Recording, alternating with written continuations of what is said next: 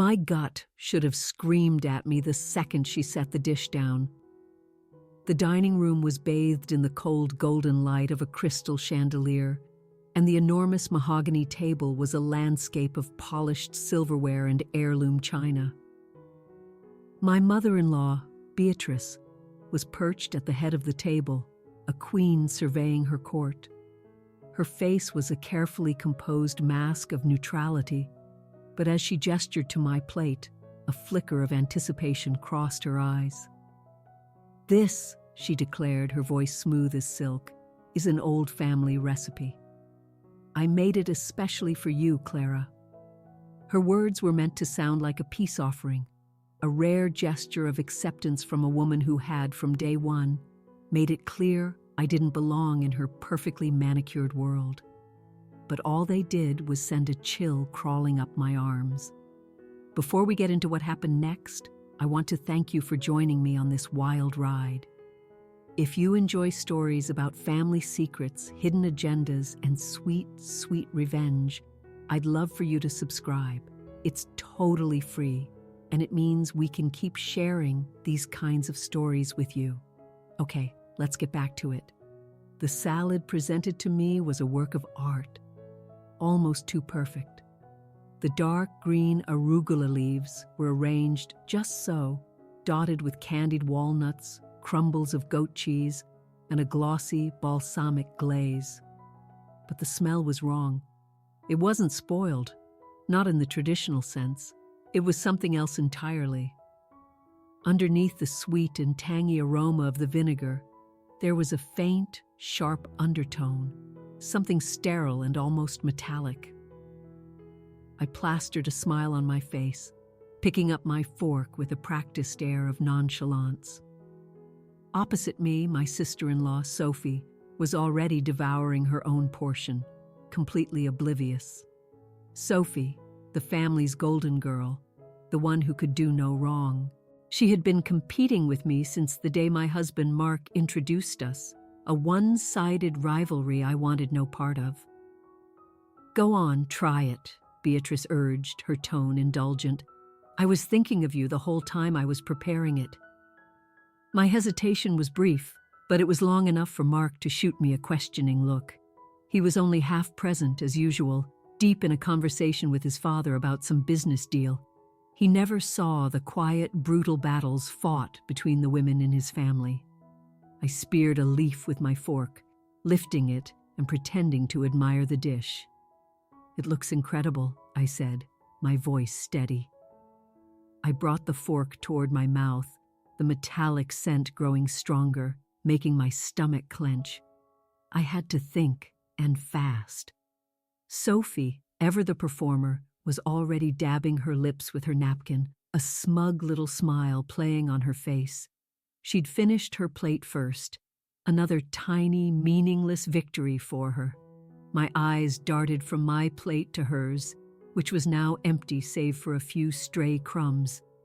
Then, in a flash, an idea sparked in my mind. A risky, terrible, brilliant idea. I placed my fork down with a soft click, feigning the need to rearrange my napkin in my lap. As I shifted in my seat, I used my left hand to nudge my plate forward just an inch. It was all the cover I needed.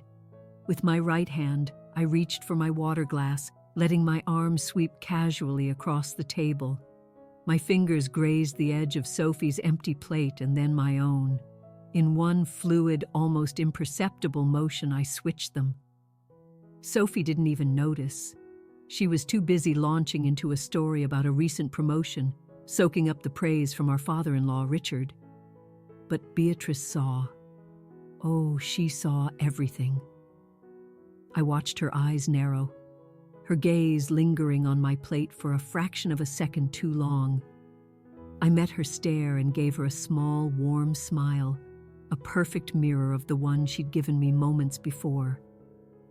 Then, very deliberately, I picked up my fork again. I took a piece of arugula from the plate that had originally been Sophie's, a plate I knew was safe, and ate it.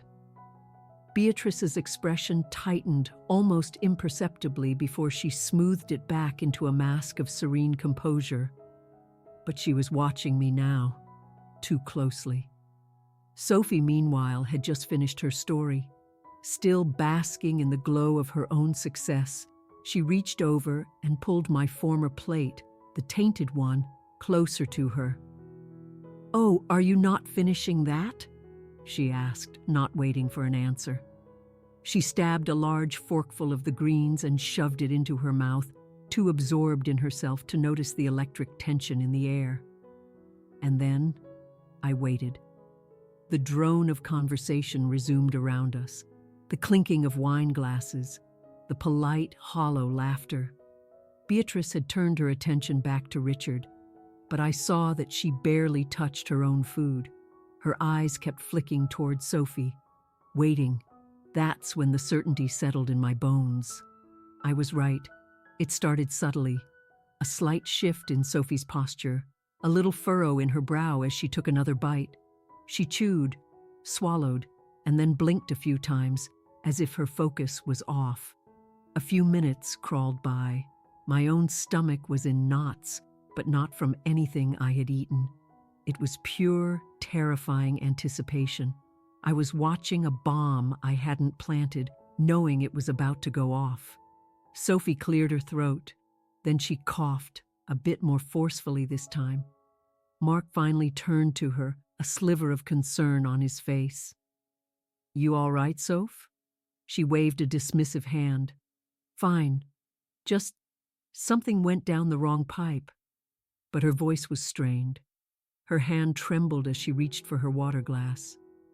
Beatrice's fingers tightened on the stem of her wine glass. "Are you sure, dear? You look a little flushed." And there it was, the confirmation. The feigned concern that was anything but. Something was very, very wrong with that salad, and it had been meant for me. Sophie shook her head, but it was obvious something was happening. Her breathing became more labored, her movements jerky. She swallowed hard, shifting in her chair. The effortless smugness had vanished from her face, replaced by a growing panic. And still, Beatrice did nothing. She just watched her own daughter. I pressed my napkin to my lips to hide the smirk I couldn't suppress. I should have felt a pang of guilt, but there was nothing, not a single shred, because Beatrice hadn't just failed in her little plot against me. Now she had to deal with the fallout, and the fallout had landed squarely on her precious, perfect daughter.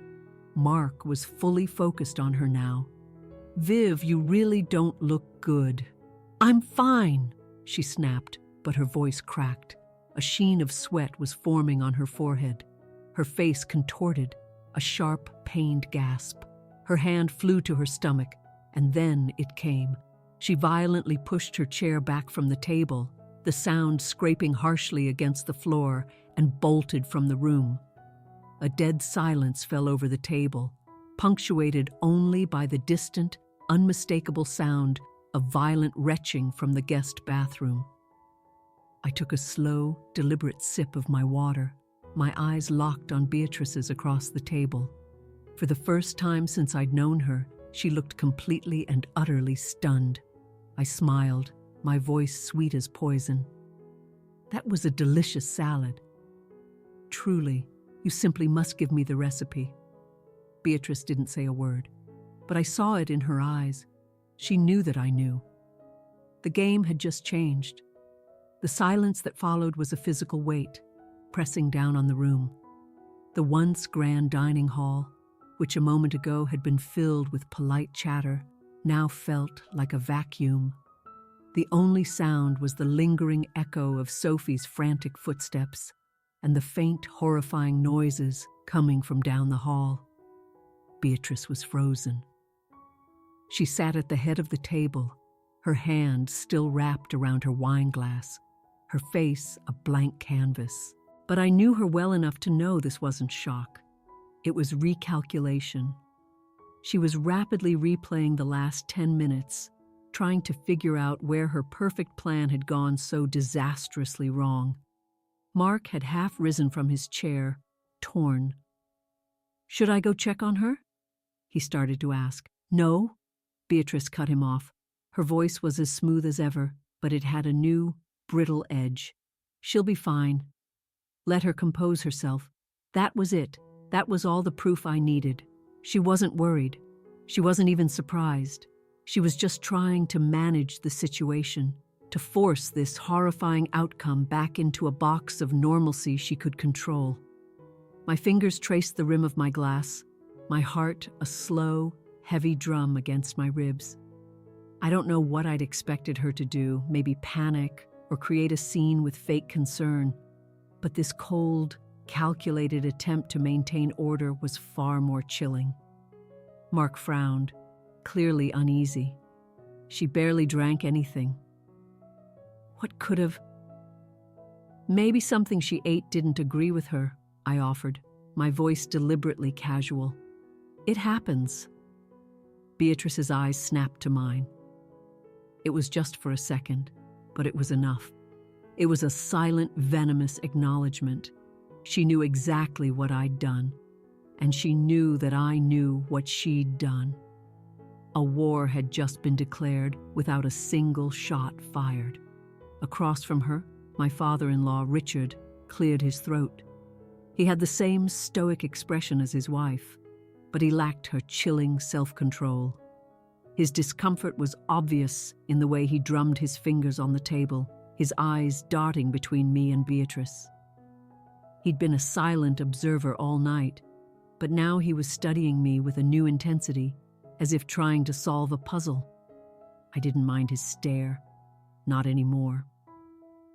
Mark let out a frustrated sigh, rubbing his temples. "I'm going to check on her."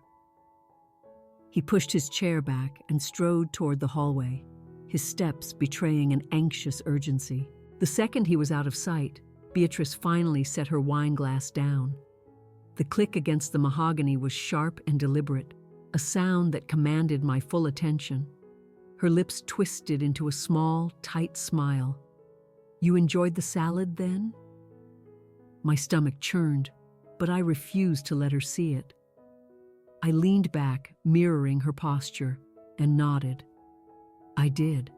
You really must write down that recipe for me." A beat of silence, then a low, humorless chuckle escaped her. "I had a feeling you would appreciate it," she murmured, swirling the wine in her glass. "It's a special one." Richard stiffened beside her, giving her a sharp, warning glance. Interesting, so he knew. Maybe not the whole plan, but he knew enough to sense she was playing with fire. I tilted my head, putting on an act of polite curiosity. It did have a unique flavor, a little different. Her fingers tapped a light rhythm on the table.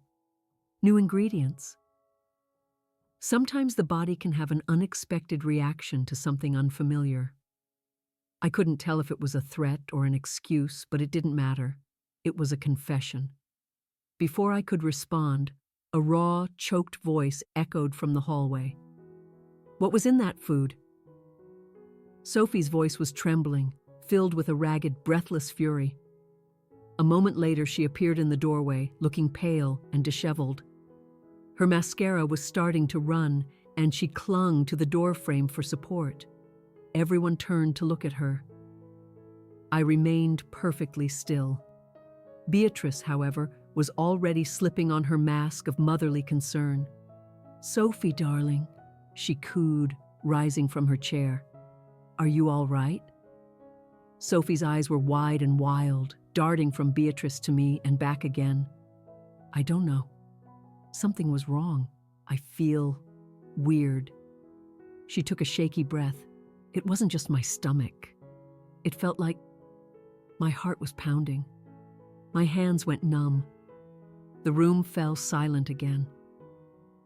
I let her words hang in the air, letting the weight of them settle on Beatrice. I watched her, and I waited. For a split second, a flash of pure irritation crossed Beatrice's face. She recovered instantly, stepping forward with her practiced, graceful stride, her voice dripping with the perfect amount of concern. "I can't imagine what could have caused that." She placed a hand on Sophie's arm, a gesture that was too stiff, too rehearsed. Perhaps an allergic reaction? Sophie shook her head. I don't have any allergies. Well, Richard interjected, his voice firm and authoritative now. Perhaps we should have someone take a look at you, just to be safe. Sophie hesitated. For a second, I thought she would let her mother smooth it over. She had spent her whole life under Beatrice's thumb, trusting her implicitly. But something had shattered tonight.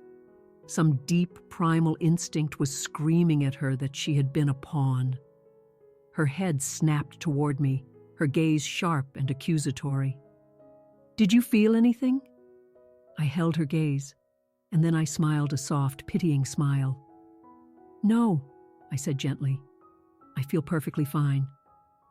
The air in the room crackled. Beatrice's nails dug into the palm of her hand. Richard shifted uncomfortably. Sophie's mouth fell open, the pieces finally starting to click into place in her mind. Before she could voice her suspicion, Beatrice cut in. Darling, you need to rest. Let's get you some fresh air. The urgency was subtle, but it was there.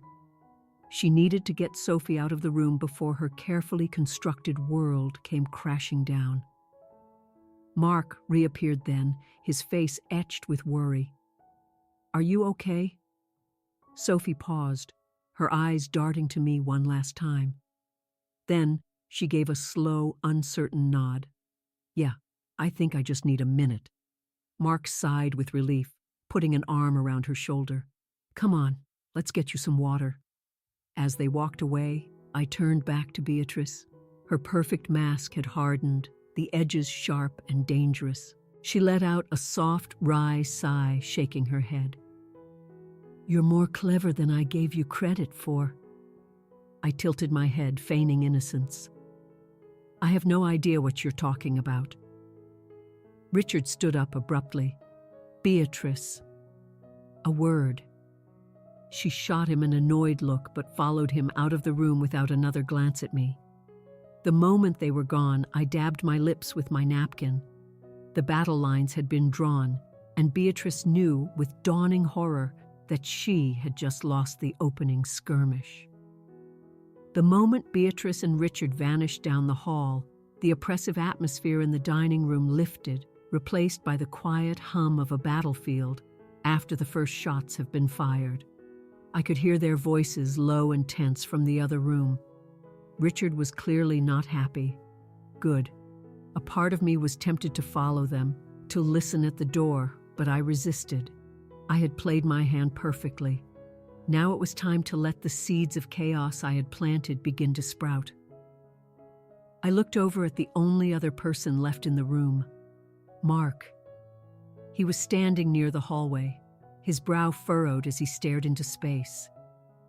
He'd been a passive observer all night, but now, as his eyes met mine, I saw a flicker of something new, suspicion. That was weird, he said finally, his voice low. I raised an eyebrow, keeping my expression neutral. What was? He shook his head, running a hand through his hair.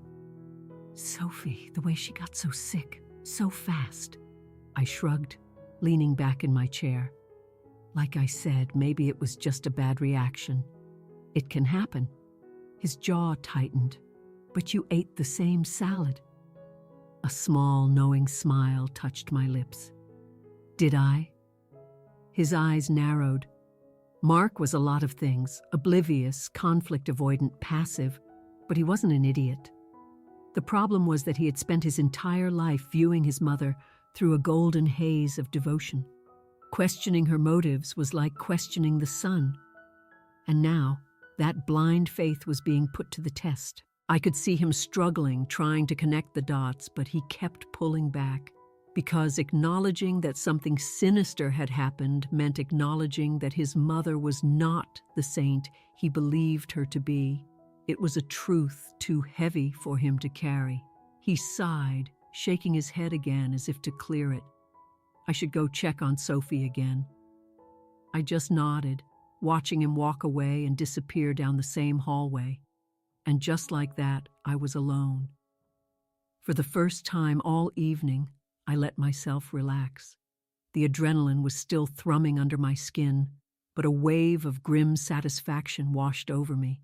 I had won this round, but I knew this was far from over. Beatrice wasn't the type to accept defeat. I reached for my water when a movement caught my eye. It was one of the maids, a quiet woman who had been a ghost all evening, clearing the table with silent efficiency. But as she started gathering the plates, I noticed she wasn't just clearing them, she was studying them. My body went still. She picked up the plate that Sophie had eaten from, the one originally meant for me, and examined the leftover dressing, her expression sharp. Then, as if she felt my stare, she looked up. Our eyes met for a fleeting second before she quickly looked down again. Interesting. I smoothed my dress and stood, walking slowly and deliberately toward her. She stiffened as I approached, her head bowed. When I was standing beside her, I spoke softly. "Did you see something?" She hesitated for a beat, a pause so small most would miss it. But I didn't. Without looking at me, she murmured, "I only do what I'm told, ma'am." It was a safe, rehearsed answer, but it wasn't a number. I studied her for another moment, then gave a small nod. "Of course." I turned and left the dining room, my mind already working. This wasn't over, not by a long shot. As I passed the grand staircase, I heard Beatrice's voice, sharp and cold. "You should have been more careful. You're getting reckless." "Me?" Richard sounded exasperated. "You're the one who insisted on doing it tonight." "What were you thinking?" "I was thinking," she hissed back, "that she needs to be taught her place." I froze just out of sight, my heart pounding. Richard sighed. "And what place is that, Beatrice?" "She's Mark's wife. You can't keep treating her like..."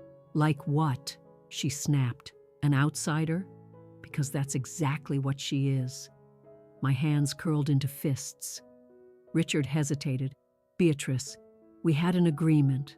"No," she cut in, her voice like ice. "You agreed." "I did not. I will not stand by while some little nobody comes in here and dismantles what we've built. Not after everything we've sacrificed." There was a moment of silence. Then Richard spoke again, his voice lower. "You need to be careful. She's not as naive as you think." Beatrice scoffed. "She's predictable, emotional. She'll make a mistake sooner or later." A slow smile spread across my face. "Oh, Beatrice, you have no idea." I took a deliberate step forward, my heel clicking on the marble floor to announce my presence. The moment I rounded the corner, Beatrice's face transformed, smoothing into a pleasant, neutral mask. "Ah, Clara, dear," she said as if she'd been waiting for me. "I was just about to come look for you." I smiled back, tilting my head. "Oh, was there something you wanted to discuss?" She studied me, a flicker of something dark in her eyes, before she let out a soft chuckle. "You're sharper than I gave you credit for." I took a step closer. "And you're more predictable than I thought." Her smile faltered. Richard looked back and forth between us, his face a mask of pure exhaustion. "Enough. Whatever this is, it stops tonight." Beatrice didn't even look at him. Her eyes were locked on me, her mind calculating. "You think you've won something," she murmured. "But this is just the beginning." I met her gaze without flinching. "I know." And that was the honest truth. For all the grim satisfaction of the evening, I knew one thing for certain. Beatrice was just getting started, and so was I. Beatrice's parting words, "This is just the beginning," echoed in my head long after she and Richard had retreated. This was no longer about petty slights or passive-aggressive comments. This was war, fought not with raised voices, but with poisoned salads and quiet, devastating schemes, the kind of war where the real wounds were inflicted in the shadows. I had always known she resented me, but tonight had revealed the true depth of her malice. She wasn't just a controlling matriarch. She was willing to cross dangerous lines to maintain her grip on this family. And that meant I had to be smarter. I had to be 10 steps ahead. When I returned to the now empty dining room, the maid was still there, wiping down the vast, polished table. The scene of the crime. I walked over to her, keeping my voice low. "You noticed something with the salad earlier." She paused, her hand tightening on the cleaning cloth. Her eyes darted toward the hallway where Beatrice had disappeared. "It's not my place to speak on such things, ma'am." I gave her a small, understanding smile. "I think we both know that's not entirely true." She glanced around nervously before letting out a soft, resigned sigh. "The plate. Your plate." My chest tightened. "What about it?" She hesitated, then leaned in slightly. It was prepared in a separate bowl, away from the others. The dressing smelled stronger. Her voice dropped to a whisper. "And she watched you very closely when she thought you were about to take a bite." I already knew this, of course, but hearing it confirmed by a third party made it feel colder, more real. "Have you seen her do something like this before?" I asked. She shook her head. "Not with poison, no. But there have been incidents, guests who fall ill after a meal, always someone she doesn't approve of." She swallowed hard. "No one ever proves anything. It's always just a coincidence." A coincidence, right. That's what tonight was supposed to be. An unfortunate, tragic accident that would quietly remove me from the picture. But I had flipped the script, and now her own daughter was the victim. I gave the maid a grateful nod. "Thank you for telling me." She hesitated, then stepped even closer. "Be careful, ma'am," she whispered. "She does not like to lose." A chill went down my spine. Neither do I. As I turned to leave, a voice stopped me. "You always were good at making friends in low places." I didn't jump, but I paused, letting the tension hang in the air before I turned. Sophie. She was leaning against the doorway, her arms crossed, her face a mask of confusion and anger. She looked steadier now, but her eyes had a new, sharp edge. "Feeling better?" I asked lightly. She tilted her head. "Funny you should ask. I spent the last hour thinking about tonight, and the more I think, the less any of it makes sense." I said nothing, just waited for her to continue. She let out a frustrated breath. "I was perfectly fine. And then, halfway through eating that salad, my body just revolted, as if I'd been poisoned." I kept my expression neutral. "That does sound strange." Her lips pressed into a thin line. "It is, especially since you were supposed to be the one eating that salad." I let a slow, knowing smile spread across my face. "And yet, here we are." Her jaw tightened. "Did you know?" I tilted my head. "What do you think?" She dragged a hand through her hair, a sharp, ragged motion. "I don't know what to think." Her voice was laced with a desperate uncertainty. For the first time in her life, Sophie was being forced to question the one person she had always believed was infallible, her mother. She had lived her entire life as the golden child, the favored one, and now she was faced with the horrifying possibility that she was just as disposable as everyone else. And I knew I could use that. I stepped closer, my voice soft. "You've always seen me as the enemy, Sophie. Someone trying to steal your spotlight. But what if tonight you weren't my rival? What if you were just collateral damage in her game?" Her throat bobbed as she swallowed. I don't. I leaned in, my voice a whisper. Ask yourself one question. If I hadn't switched those plates, do you really think your mother would have stopped you from eating that salad? Her breath hitched. We both knew the answer. She took a step back, shaking her head. I need to think. I nodded. Take all the time you need. She turned and fled, her steps uneven. I watched her go. The seed was planted. Beatrice wanted to play games? Fine. She just didn't realize I was already 3 moves ahead. As I left the dining room, I almost ran right into Mark. His expression was a mixture of confusion and concern, and I could tell from the look in his eyes that he had been listening. Interesting conversation, he said quietly. I raised an eyebrow. Eavesdropping now, are we? He ignored the jab. What is your goal here, Clara? I studied him for a moment. My goal?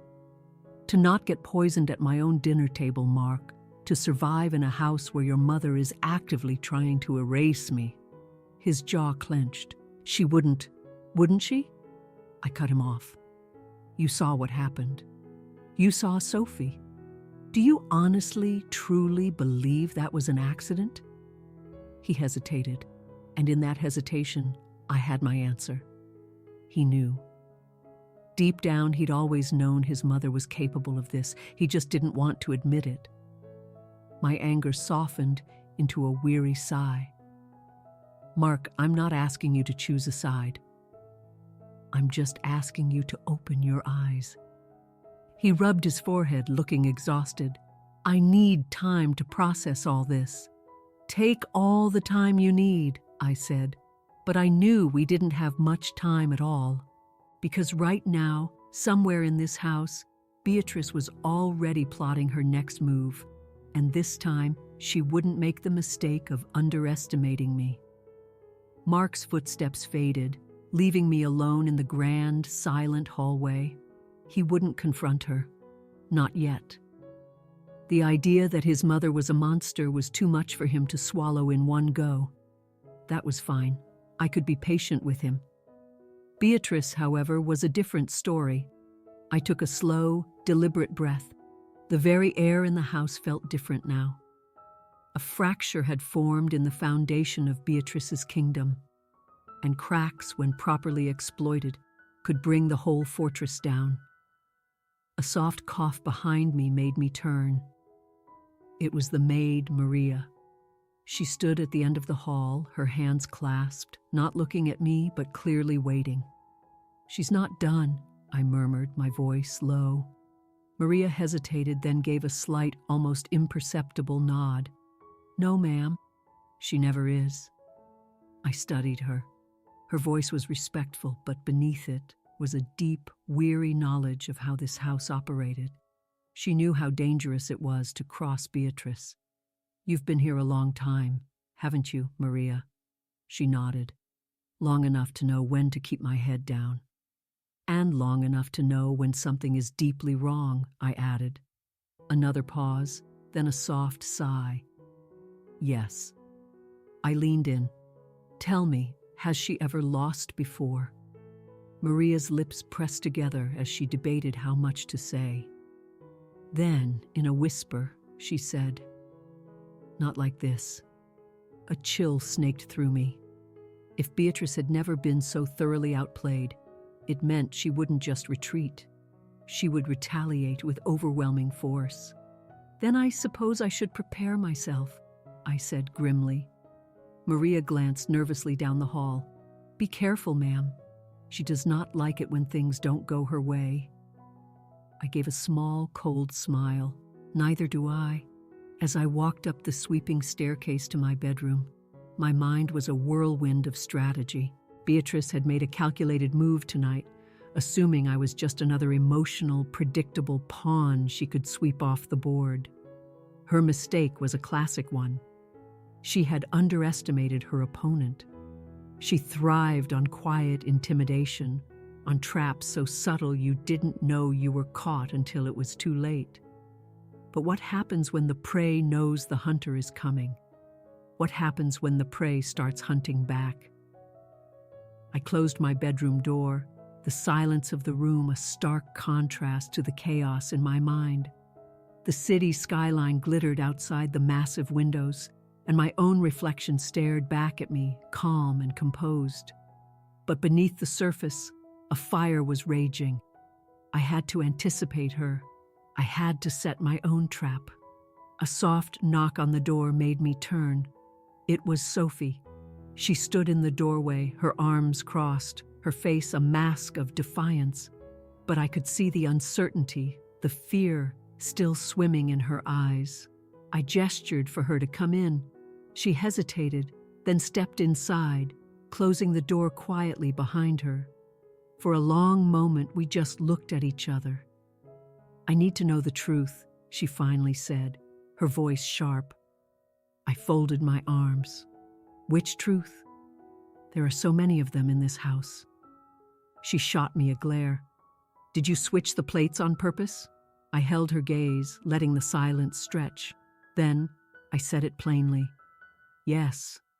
She inhaled sharply, but she didn't look angry. She just looked shaken. She paced the length of the room, then turned back to me. "And you think," she swallowed, "you think Mom put something in it?" I watched her, knowing this was a pivotal moment. If she believed me, Beatrice's power would be fractured. If she sided with her mother, I was on my own. "I don't think, Sophie," I said, my voice firm but quiet. "I know." Her face crumpled, torn between a lifetime of loyalty and the horrifying new reality. "Why?" she whispered. "Why would she do that to you?" I sighed. "Because she doesn't see me as her son's wife. She sees me as an infection, a threat to her legacy, and she wanted to put me in my place." Sophie swallowed hard, shaking her head. "It doesn't make sense." "I know she's controlling, but she wouldn't." Her voice trailed off. She faltered because deep down she knew it was true.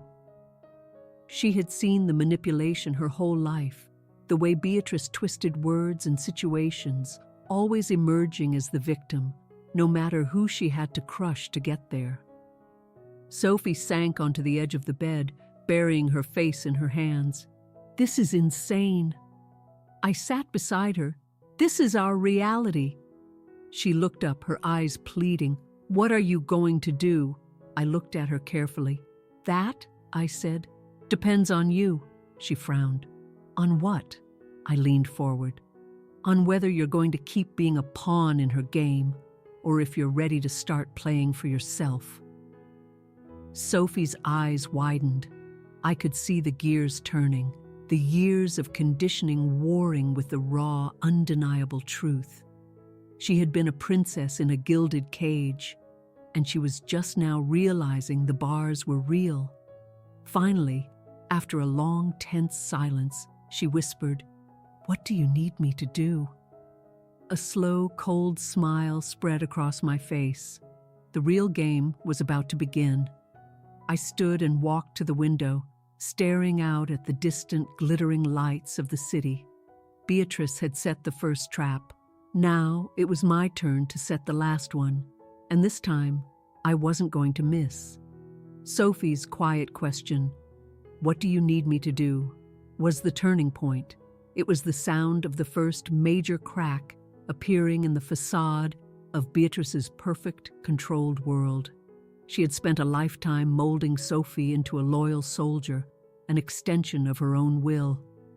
Now, for the first time, that soldier was questioning her orders. I turned from the window to face her. She was fidgeting with the hem of her sleeve, a nervous habit I'd never seen from her before.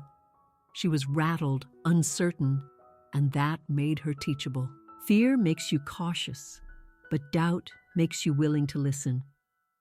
"You don't have to do anything," I said, my voice calm. "Not yet." She frowned, confused. "Then why ask?" "Because I needed to know if you were ready to see the truth." Her lips parted to argue, but she stopped herself. She let out a long, shuddering breath, her shoulders slumping. And what if I am? A slow, knowing smile touched my lips. Then for now you just watch, I murmured. And you wait. The doubt was still there, a shadow in her eyes, but the seed of rebellion had been planted. That was all I needed for now. I couldn't sleep that night. I lay in bed next to Mark, his breathing deep and even, but his body was rigid. I knew his mind was churning, trying to reconcile the mother he thought he knew with the monster I was revealing to him. I stared at the ceiling, my own thoughts racing. Beatrice was planning something. I had embarrassed her, outmaneuvered her, and she would not let that stand. This time, she would come at me with everything she had, and I had to be ready. Morning arrived too soon, the sunlight slanting through the blinds. The house was already awake, the quiet hum of activity a stark contrast to the storm brewing within its walls. Mark stirred beside me, and when his eyes opened, the confusion from the night before was still there. "You're thinking too loud," he mumbled. I arched an eyebrow. "Am I?" He sighed, scrubbing a hand over his face. "You're plotting," I smirked. "And you're just now figuring that out?" He groaned, rolling onto his back. "I don't know how we got to this point, Clara." "Oh, but I did. We got here because his mother had picked a fight with the wrong person." I sat up, stretching. "Are you going to talk to her?" Mark stared at the ceiling. What would I even say? "You could start with the truth." His jaw tightened. "The truth isn't always that simple." I shook my head. "It is. You're just afraid to look at it." He flinched, but didn't deny it, because he knew I was right. Breakfast was a masterclass in tension. The table was set with its usual absurd formality, but the air was thick enough to cut with a knife.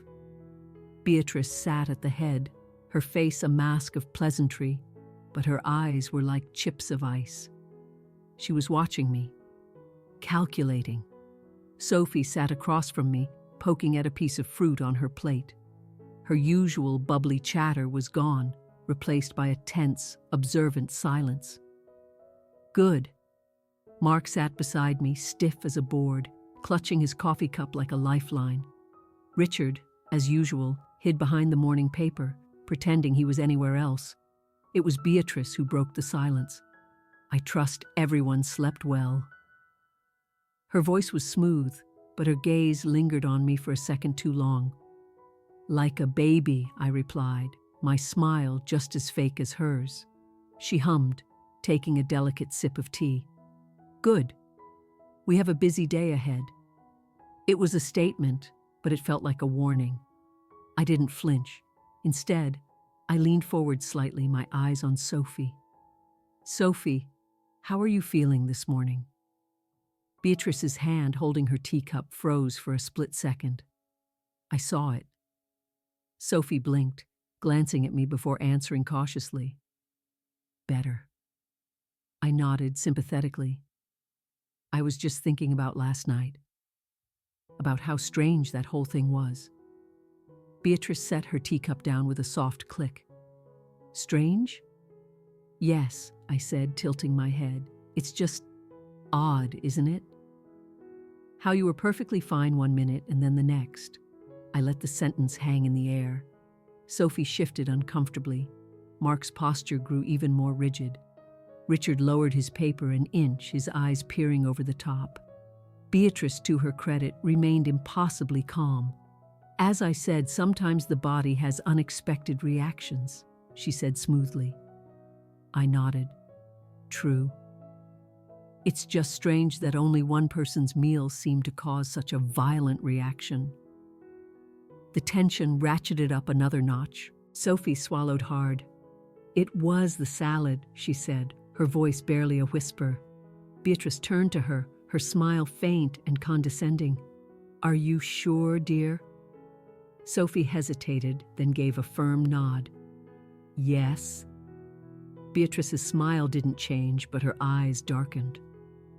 Perhaps you have an allergy you weren't aware of. I let out a soft, disbelieving laugh. Or maybe it wasn't an accident at all. The air went still. Mark tensed beside me. Richard frowned. Sophie's breath caught in her throat. And for the first time, Beatrice's mask cracked. Just a fraction. Just enough for me to see the cold, unadulterated fury beneath it. She wasn't scared. She wasn't guilty. She was just angry that I had the audacity to say it out loud. I leaned back in my chair, my own smile turning sweet again. But of course that's a ridiculous thought, isn't it? After all, we're family. Beatrice's lips curled into something that wasn't a smile. Yes, she murmured, her voice a low threat. We are. The game had escalated, and the next move was mine. Beatrice's gaze was a physical force, her fake smile a declaration of war. The breakfast table was a silent battlefield, and my last comment had been a direct missile strike. Vivian shifted, the scratching of her fork on her plate the only sound in the room. Mark stared into his coffee as if it held all the answers he was too afraid to find. It was Richard who broke the spell. Perhaps we should move on from this topic, he said, his voice flat. It wasn't a request. It was an order from a man desperate to avoid a conflict he knew he would lose. Beatrice nodded, her composure restored, and the conversation was forcibly steered into safer, shallower waters. But the damage was done. Sophie wasn't the same person she was 24 hours ago, and Beatrice knew it. After the meal, as everyone scattered, I found Sophie in the garden, staring into the fountain. She's not going to let this go, she said without looking at me. I sat on the stone bench beside her. No, she won't. I could see the battle still raging inside her, a lifetime of conditioning versus one night of terrifying truth. What if I confront her? She asked, her voice small. What if I tell her I know? I kept my voice gentle. Then she'll twist it. She'll tell you I'm manipulating you, that I'm turning you against her. She'll make you doubt your own mind. Just then the glass door to the garden slid open. Beatrice. She stood there, a serene smile on her face that didn't reach her cold eyes. There you are, she said, her voice like honey. Her gaze flicked from me to Sophie, assessing. I was getting worried. Sophie, darling, I think we should have a chat, just us. It was a summons, a test of loyalty. Sophie looked at me, her eyes wide with panic. She wasn't ready. I gave her a subtle, reassuring nod.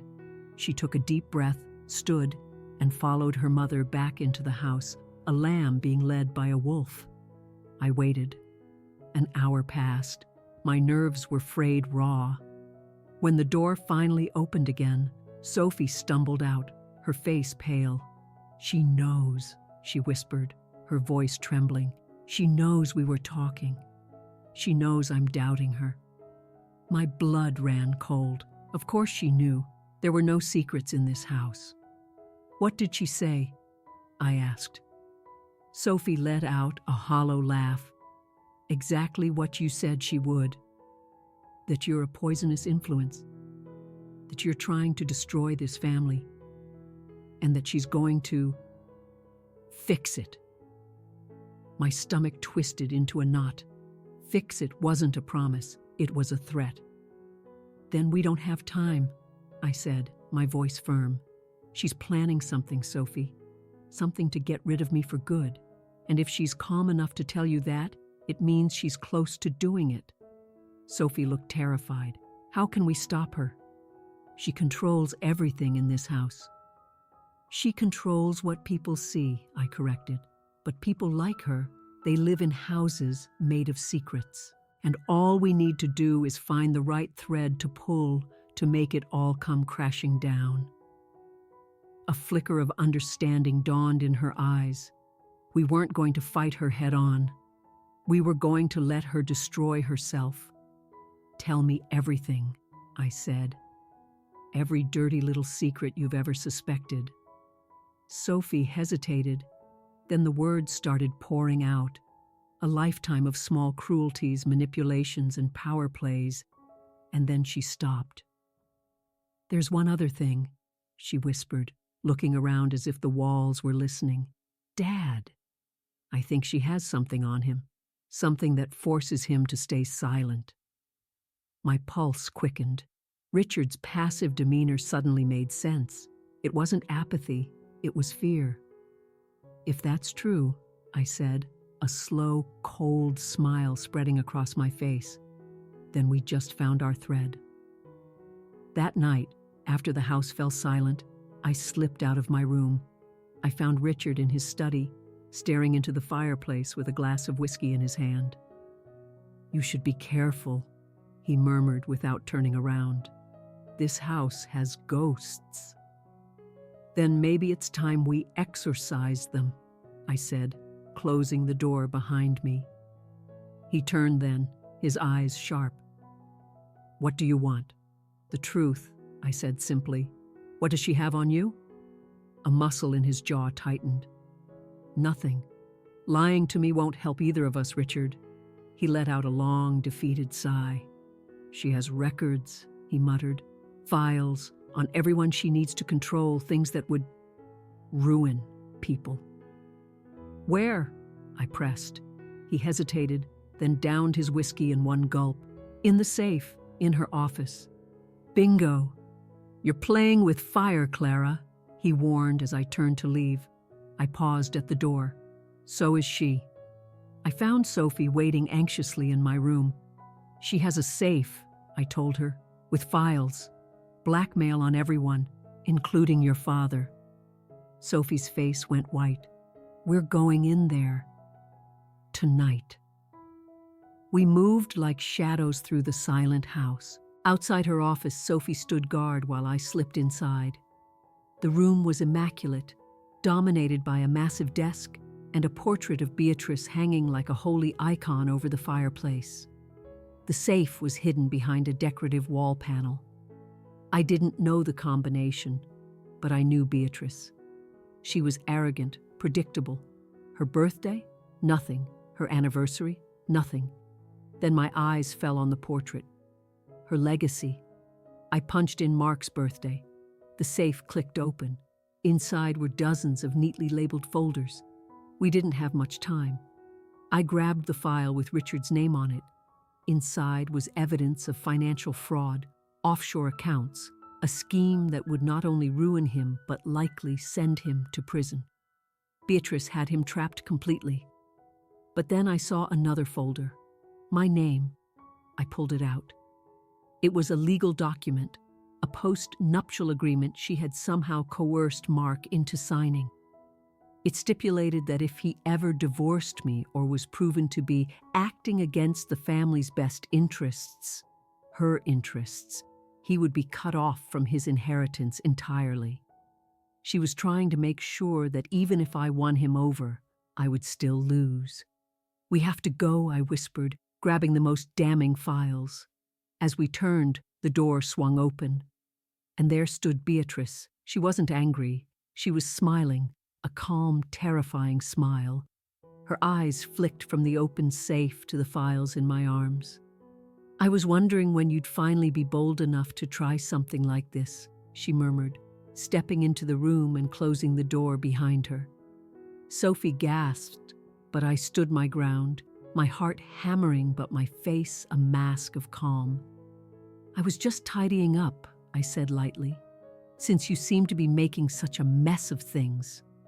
She chuckled, a low, dangerous sound. "You think those little papers mean you've won?" I held up Richard's file. "I think they mean you're about to lose everything."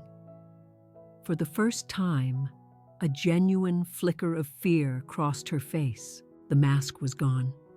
"You have no idea what game you're playing, you foolish girl." I took a step forward, my own smile cold and sharp. "Oh, I do.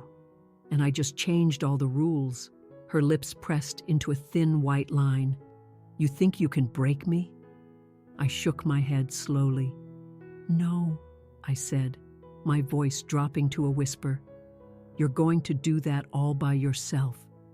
The air crackled with a hatred so pure it was almost visible. She was trapped. She was cornered. And for the first time in her life, Beatrice was no longer in control. I was, and her reign was officially over.